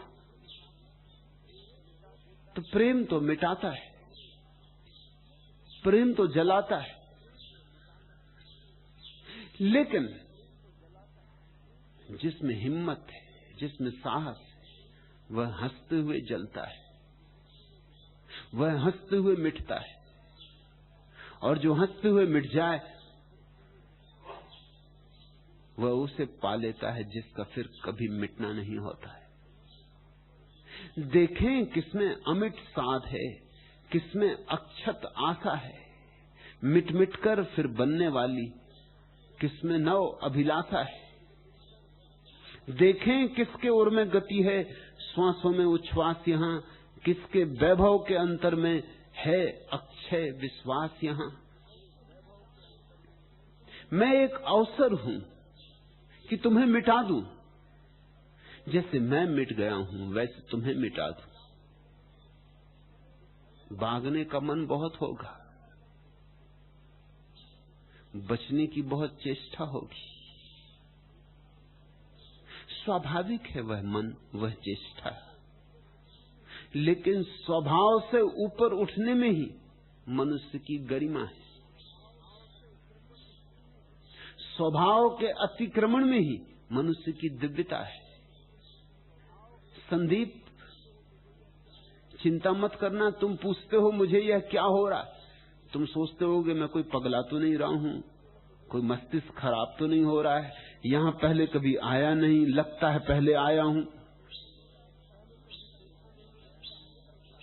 पहले कभी देखा नहीं, लगता है पहले देखा है, पहले कभी सुना नहीं, लगता है सुना है। कहीं मेरा मस्तिष्क डमाडोल तो नहीं हुआ जा रहा है, कहीं मैं अपना संयम, अपना नियंत्रण तो नहीं खोए दे रहा हूं। ऐसा विचार उठना स्वाभाविक है, लेकिन इस विचार से ही जो अटक जाते वे कभी अतिक्रमण न कर पाएंगे, वे कभी अपने ऊपर आंखें न उठा पाएंगे, वे कभी बुद्धि के ऊपर जो है उसका संस्पर्श न कर पाएंगे। और जो है संस्पर्श करने योग वो बुद्धि के पार है। दरिया ने कहा ना, न चित्त वहां पहुंचता, न मन वहां पहुंचता, न बुद्धि वहां पहुंचती, न शब्द की वहां गति है, सब पीछे छूट जाता है, सिर्फ शुद्ध चैतन्य मात्र वहां पहुंचता है। जब मैं कहता हूं कि मैं तुम्हें पूरा मिटाना चाहता हूं, तो उसका इतना ही अर्थ है कि सिर्फ शुद्ध चैतन्य तुम्हारे भीतर रह जाए और सब तुमसे अलग हो जाए और सबसे तुम्हारा तादात्म्य टूट जाए। सिर्फ एक साक्षी भाव, मात्र साक्षी भाव ही तुम्हारे भीतर गहन हो जाए, फिर तुम्हारे लिए रहस्यों के द्वार खुलेंगे, खजाने जो कभी फिर चुकते नहीं, अमृत जिसकी हम जन्मों जन्मों से तलाश कर रहे हैं और खोज नहीं पाए। और मजा यह कि जिसे हम दूर खोज रहे हैं वह बहुत पास है, पास से भी पास है।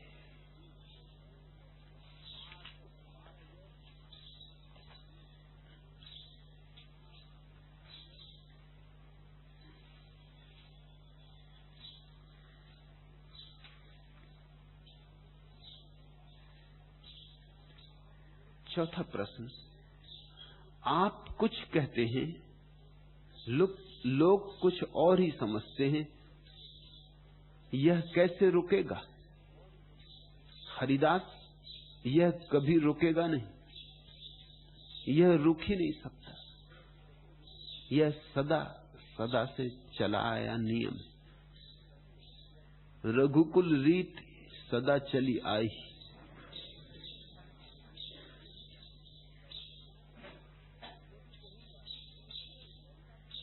मैं जो कहूंगा तुम उसे वैसा ही कैसे समझ सकते हो जैसा मैं कहता हूं? तुम उसे वैसा ही कैसे समझ सकते हो? कोई उपाय नहीं। मैं पुकारता हूं एक पहाड़ से, तुम सरक रहे हो अपनी अंधेरी घाटियों में। तुम तक पहुंचते पहुंचते मेरी आवाज नहीं रह जाएगी। तुम ज्यादा से ज्यादा घाटियों में मेरी गूंज सुनोगे, अनुगूंज सुनोगे, प्रतिध्वनि सुनोगे, और फिर प्रतिध्वनि भी तुम अपने ढंग से सुनोगे। मैं बोलूंगा पहाड़ के शिखर की, स्वर्ण मंडित शिखर की भाषा में, प्रकाशोज्वल शिखर की भाषा में। तुम समझोगे घाटियों की अंधेरी की भाषा में। तुम पहले अनुवाद करोगे, तब समझोगे।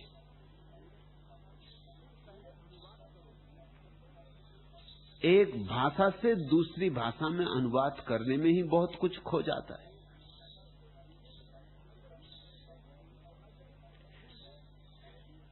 फिर अगर गद्य हो तो भी खो जाता है, पद्य हो तब तो बहुत कुछ खो जाता है।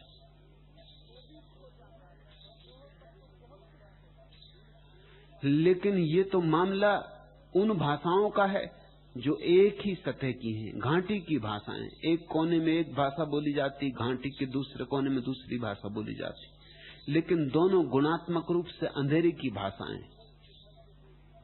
जब प्रकाश उज्जवल शिखर से कोई पुकारता है तो भाषाओं का अंतर बहुत बड़ा है, गुणात्मक अंतर है। आकाश को पृथ्वी पर लाना,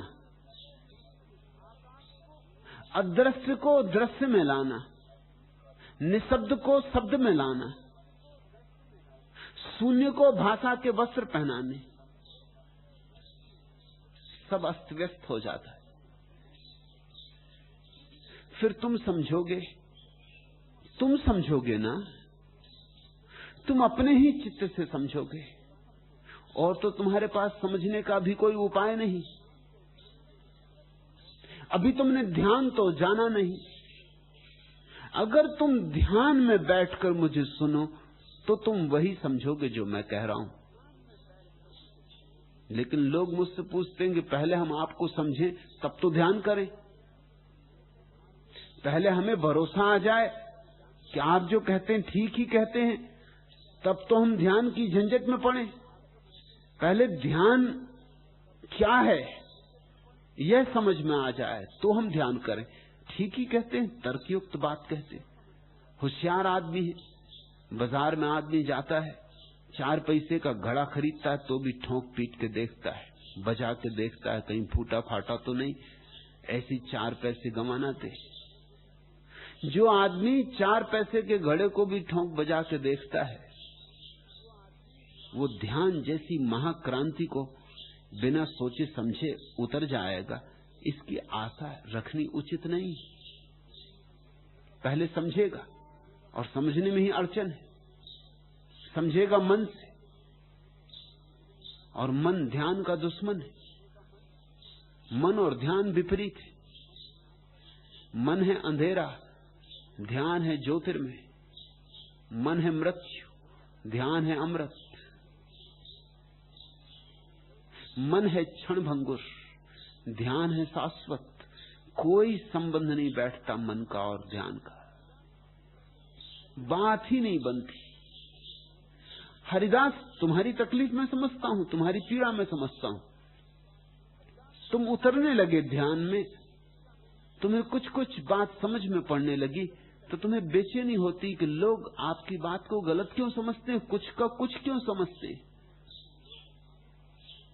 लेकिन नाराज मत होना, उनकी भी मजबूरी है, वे भी क्या करें, उन पे अनुकंपा रखना,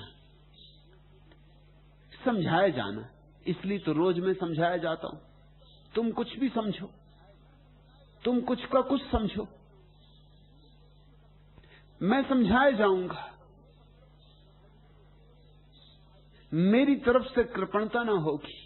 आज नहीं समझोगे, कल नहीं समझोगे, परसों नहीं समझोगे, कब तक नहीं समझोगे। एक आध दिन शायद तुम्हारे बावजूद कोई किरण उतर जाए, कोई रंध्र मिल जाए, कोई थोड़ा सा द्वार दरवाजा मुझे मिल जाए और तुम तक पहुंच जाऊं और तुम्हारे प्राणों को छू लूं। एक बार तुम्हारी हृदय तंत्री बज जाए, बस फिर शुरुआत हुई, पहला पाठ हुआ। पहले पाठ तक पहुंचाने में ही वर्षों लग जाते, अंतिम पाठ की तो बात ही नहीं करनी चाहिए। गुरु पहले पाठ तक ही पहुंचा दे, बस काफी। अंतिम पाठ तक तो फिर तुम स्वयं पहुंच जाओगे। पहला कदम उठ जाए तो अंतिम कदम बहुत दूर नहीं। पहला कदम 50% यात्रा पूरी हो गई, क्योंकि फिर पहला कदम दूसरा उठवा लेगा और दूसरा तीसरा उठवा लेगा। फिर तो सिलसिला शुरू हो गया, श्रृंखला का जन्म हो गया। चल पड़े तुम, सम्यक दिशा मिल गई। मगर साधारणता तो लोग भीड़ भाड़ बाजार में कुछ का कुछ समझते ही रहेंगे। यहां आएंगे भी नहीं,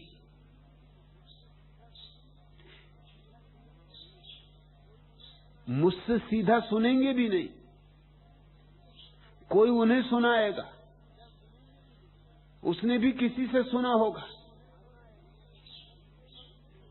अभी भारतीय संसद में घंटे भर उन्होंने मेरे संबंध में विवाद किया, उनमें से एक भी व्यक्ति यहां नहीं आया जिन्होंने विवाद में भाग लिया, और सब इस तरह विवाद में भाग लिए जैसे जानकार है। एक ने भी साहस नहीं किया है आने का, लेकिन बोले ऐसे जैसे सब जानते हैं।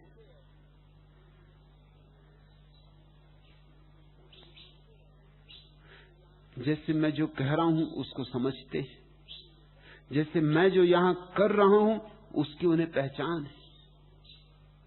अफवाहों को लोग सुनते हैं, अफवाहों से लोग जीते, और जिनको तुम समझदार कहते हो, बुद्धिमान कहते हो, वे भी अफवाहों से ही जीते और समझते।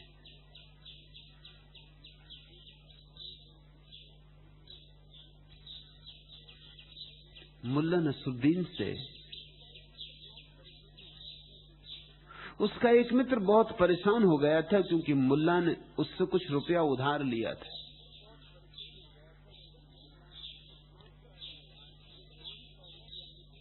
जब भी उससे मांगता रुपया मित्र, मुल्ला कहता अगले महीने, और अगला महीना कभी आता ही नहीं। आखिर उसने एक दिन कहा कि तुम हर बार यही कहते हो अगला महीने, फिर देते तो नहीं।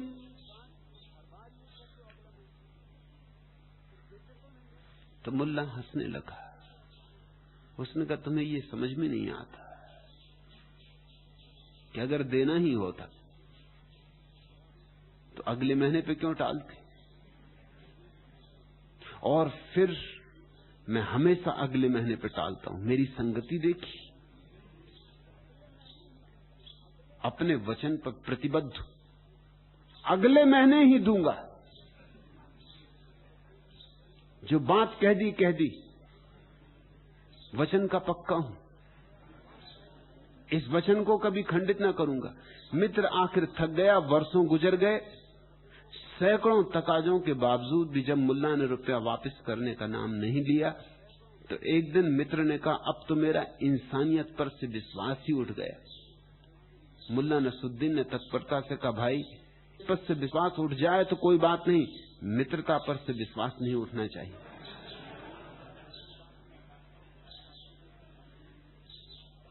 अपने अपने ढंग हैं, अपनी अपनी समझ है, शब्दों के अपने अपने अर्थ हैं। एक कवि का विवाह हुआ, प्रथम मिलन में ही कवि ने बड़े प्यार से अपनी बीवी से कहा, मेरी एक कविता सुनोगी? बीवी तत्काल बोली, छोड़िए भी, कोई अच्छी बात करिए।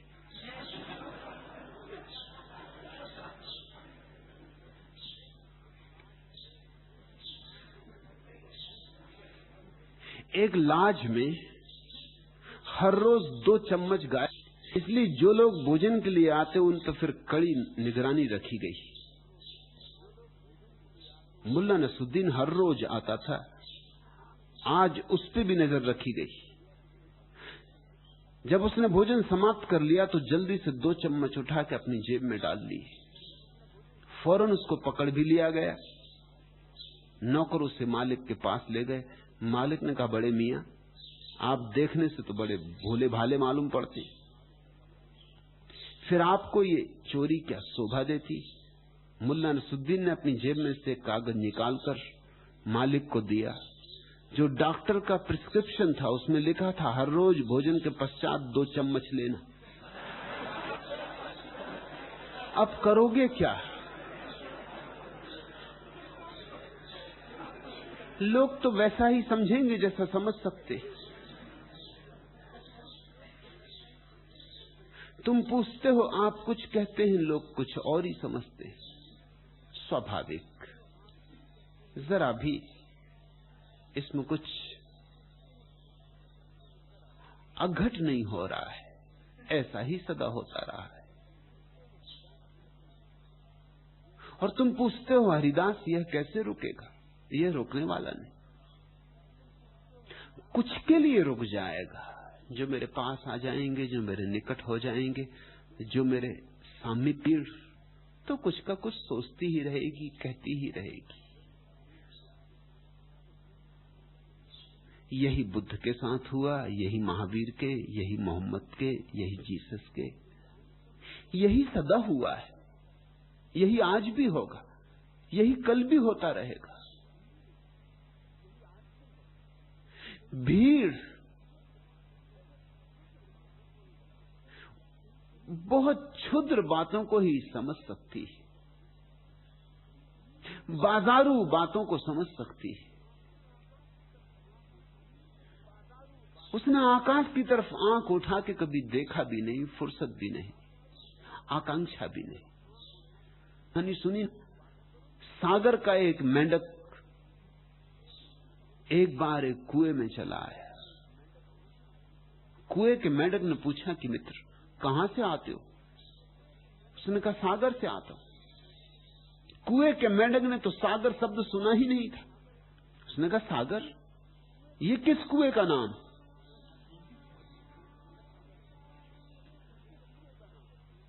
सागर से आया मेंढक हंसने लगा। उसने कहा, ये कुएं का नाम नहीं। तो सागर क्या है? बड़ी मुश्किल हुई सागर के मेंढक को, कैसे समझाए सागर क्या है। कुएं का मेंढक कभी कुएं में ही बड़ा हुआ, कुएं में ही जिया, कुआं ही उसका संसार था। वही उसका समस्त विश्व था। कुएं के मेंढक ने 1/3 कुएं में छलांग लगाई और कहा, इतना बड़ा है तुम्हारा सागर? सागर के मेंढक ने कहा, मित्र, तुम मुझे बड़ी अड़चन में डाले दे रहे। सागर बहुत बड़ा है। तो उसे कैसे समझाऊं, तुम्हें कैसे बताऊं? सागर बहुत बड़ा है। तो उसने पूरे कुएं में एक कोने से दूसरे कोने तक छलांग लगाई। उसने कहा, इतना बड़ा है तुम्हारा सागर? और जब सागर के मेंढक ने कहा, ये तो कुछ भी नहीं है, अनंत अनंत गुना बड़ा है, तो कुएं के मेंढक ने कहा, तेरे जैसा झूठ बोलने वाला मेंढक मैंने कभी देखा नहीं। बाहर निकल, किसी और को धोखा देना। तूने मुझे समझा क्या है? मैं कोई बुद्धू नहीं कि तेरी बातों में आ जाऊं, मगर इसी वक्त बाहर निकल। इस तरह के झूठ बोलने वालों को इस कुएं में कोई जगह नहीं। तो एथेंस के जजों ने यह निर्णय लिया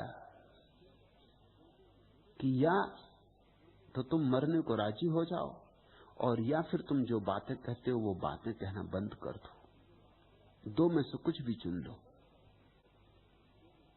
तुम जो बातें कहते हो वो बंद कर दो तो तुम जी सकते हो, और अगर तुम उन बातों को जारी रखोगे तो सिवाय मृत्यु के और कोई उपाय नहीं। फिर मृत्यु के लिए राजी हो जाओ। सुकरात बातें क्या कह रहा था? सागर की बातें कर रहा था कुएं के लोगों से, और कुएं के भीतर रहने वाले लोग सागर की बात सुन के ना अदालत ने किया था कि तुम लोगों को बिगाड़ते हो। सुकरात लोगों को बिगाड़ता। सत्य की ऐसी शुद्ध अभिव्यक्ति बहुत कम लोगों में हुई जैसी सुकरात। सुकरात लोगों को बिगाड़ता है, यह अदालत का फैसला था। अदालत एथेंस के सबसे ज्यादा बुद्धिमान लोगों से बनी थी। एथेंस में जो सबसे ज्यादा प्रतिभाशाली लोग थे वही उस अदालत के न्यायाधीश थे। उन्होंने एक मस्त निर्णय दिया था कि तुम चूंकि लोगों को बिगाड़ते हो, खासकर युवकों को, क्योंकि बूढ़े तो तुम्हारी बातों में आने से रह चुके हैं, क्या मान ही नहीं सकते कि कुएं से भिन्न कुछ और हो सकता है। जवान वह जो भी कुएं में नया नया आया है और जो सोचता है कि हो सकता है कुएं से भी बड़ी चीज हो, कौन जाने। जवान में जिज्ञासा होती, खोज होती, साहस भी होता है, नए को सीखने की तमन्ना भी होती। बूढ़ा तो सीखना बंद कर देता।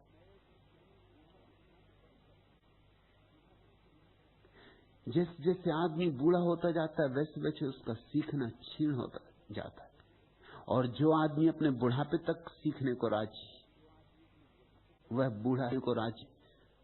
उसके भीतर सदा ही युवावस्था बनी रहती, और युवावस्था की ताजगी और युवावस्था का बहाव और युवावस्था की प्रतिभा बनी रहती। लेकिन लोग तो जल्दी बूढ़े हो जाते। तुम सोचते हो कि 70 साल में बूढ़े होते हैं तो तुम गलत सोचते हो। मनोवैज्ञानिक कहते हैं कि अधिकतर लोग 12 वर्ष की उम्र के बाद रुक जाते हैं, फिर सीखते ही नहीं। 12 वर्ष ये औसत मानसिक उम्र है दुनिया की। 12 वर्ष भी कोई उम्र हुई? 7 वर्ष की उम्र में बच्चा 50% बातें सीख लेता है, बस 50% और सीखेगा, सब ठहर जाता है। फिर सीखने का उपक्रम बंद हो जाता है। फिर तुम अपने ही कुएं के गोल घेरे में घूमने लगते हो। फिर तुम सागर की तरफ दौड़ती हुई सरिता नहीं रह जाते, रेल की पटरी पर डोलती हुई मालगाड़ी हो जाती। मालगाड़ी, पैसेंजर गाड़ी भी नहीं, क्योंकि भीतर तुम्हारे सिर्फ कूड़ा कचरा भरा होता है, तुम्हारे भीतर जीवन भी नहीं होता, और रेल की पटरी पे दौड़ते रहते हो। फिर तुम्हारे जीवन में और कोई स्वतंत्रता नहीं रह जाती। उसी पटरी पे दौड़ते दौड़ते एक दिन मर जाते हो। बात भी समझेंगे, समझेंगे तो गलत समझेंगे, समझेंगे तो कुछ का कुछ समझेंगे।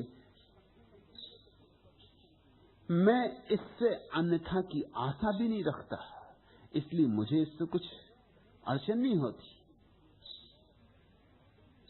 मुझे इससे कुछ विषाद नहीं होता, इससे मुझे कोई चिंता नहीं होती। ये होना ही चाहिए। अगर लोग मेरी बात बिल्कुल वैसे ही समझ लें जैसा मैं कह रहा हूं तो चमत्कार होगा।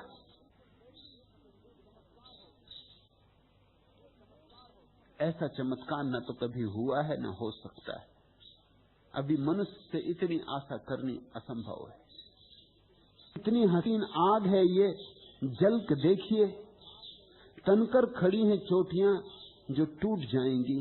बेहतर है इस हवा में आप ढल के देखिए, गल गल के बहे जा रहे हैं धूप में पहाड़। गलना भी एक जिंदगी है, गल के देखिए। फूलों से रंगी गंध है, गंधों से रंगी धूप।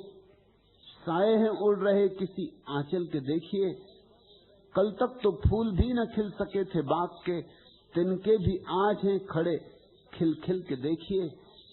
मगर ये अनुभव की बात। आओ पास, चखो मुझे, पियो मुझे। आंख खोलने को राजी नहीं, फिर कैसे उन्हें समझाओ। समझाए जाऊंगा, 100 को समझाऊंगा, 10 सुनेंगे, 90 तो सुनेंगे ही नहीं। 10 सुनेंगे, शायद एक आध समझे, पर उतना भी काफी पुरस्कार है, उतना भी काफी तृप्तिदायी। अगर थोड़े से फूल भी खिल जाएं, अगर थोड़े टूट जाए और फिर एक दिया जल जाए, तो उससे और बुझे दियों को जलाया जा सकता है। बुद्धों की एक श्रृंखला पैदा करने का आयोजन है। संन्यास उसी दिशा में उठाया गया पहला कदम। संन्यास का अर्थ है आओ मेरे करीब। संन्यास का अर्थ है घोषणा करो अपनी तरफ से कि तुम सामीप्य के आकांक्षी हो। है खा रही जमीन सितारों के फासले, कितनी हसीन आग है ये जल के देखिए। तनकर खड़ी हैं चोटियां और गलना भी एक जिंदगी है, गल के देखिए। वे थोड़े से लोग ही समझ पाएंगे जो गलेंगे मेरे साथ, जो इस आग से नाचते हुए गुजरेंगे मेरे साथ। बाकी तो कुछ का कुछ समझेंगे, उन्हें समझने दो, उनकी चिंता भी ना लो, उनकी उपेक्षा करो, दया रखना उन पर, क्रोध मत लाना, क्योंकि उनका कोई कसूर नहीं। ऐसी ही उनकी मन की दशा है, इतनी ही उनकी पात्रता है, इतनी ही उन अपने दिए खुद बनो। अपने माझी स्वयं बनो, किसी और के कंधे का सहारा न लेना। खुद खाओगे तो तुम्हारी भूख मिटेगी, खुद पियोगे तो तुम्हारी प्यास मिटेगी। सत्य को स्वयं जानोगे तो ही, केवल तो ही संतोष की वीणा तुम्हारे भीतर बजेगी।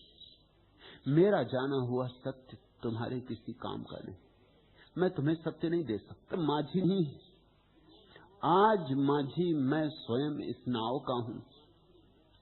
मैं नहीं स्वीकार करता जलधि की छलनामयी मनुहार में रंगीन लहरों का निमंत्रण। आज तो स्वीकार मैंने की जलधि की अनगिनत विकराल इन उद्दाम लहरों की चुनौती। आज मेरे सधे हाथों में थमी पतवार, लहरें नाव को आकाश तक फेंकें भले ही, जाएं ले पाताल तक वे साथ अपने, किंतु पाएंगी न इसको लील। उनकी हार निश्चित, नाथ लेगी नाक सी विकराल लहरों को, हृदय की आस्था की डोर। लहरें शीश पर ढोकर स्वयं मार उठाओ। थोड़ी पतवार चलाओ, हाथ सध जाएंगे। परमात्मा ने तुम्हारे हाथ इस योग बनाए हैं कि सध सकते हैं। सधना उनकी क्षमता है। बैसाखियों पे ना चलो, अपने पैरों पे चलो, अपने माझी बनो और घबराओ मत। सागर की जो उद्दाम लहरें तुम्हें पुकार रही, वे ही तुम्हें परमात्मा किनारे तक ले जाएंगी। चुनौतियां ही अवसर है, चूको मत। हर चुनौती को अवसर बना लो। राह पर पड़े पत्थर ही सीढ़ियां बन जाएंगे। तुम जरा संभलो, तुम जरा जागो, हो। प्रिय, तुम्हारे किस सजीले स्वप्न का आकार हूं मैं। जो तुम्हारे नेत्र में नथ है वही श्रृंगार हूं मैं। एक ही थी दृष्टि जिसमें सृष्टि मेरी मुस्कुराई, थी वही मुस्कान जिसमें हंसी जाकर लौट आई। थी तुम्हारी गति की जो दुख में सदा सुख बन समाई। भाग्य रेखा क्षितिज रेखा बन प्रभा से जगमगाई। टूट कर भी नित्य बजता हूं, तुम्हारा तार हूं मैं। प्रिय, तुम्हारे किस सजीले स्वप्न का आकार हूं मैं। अब रात ढलती जा रही है, कौन सा संकेत है जो सांस चलती जा रही है। अवधि जितनी कम बची उतनी मचलती जा रही है। दीप्ति बुझने की नहीं, वह और जलती जा रही है। मृत्यु को जीवन बनाने का अमिट अधिकार हूं मैं। प्रिय, तुम्हारे किस सजीले स्वप्न का आकार हूं मैं। तुम उस परमात्मा के स्वप्न हो। तुमने वही आकार लिया, रूपायित हुआ। तुम्हारी वीणा में उसी का संगीत छिपा है। छेड़ो। जो बुद्धों का संदेश है, सब बुद्धों का, समस्त बुद्धों का, वही मेरा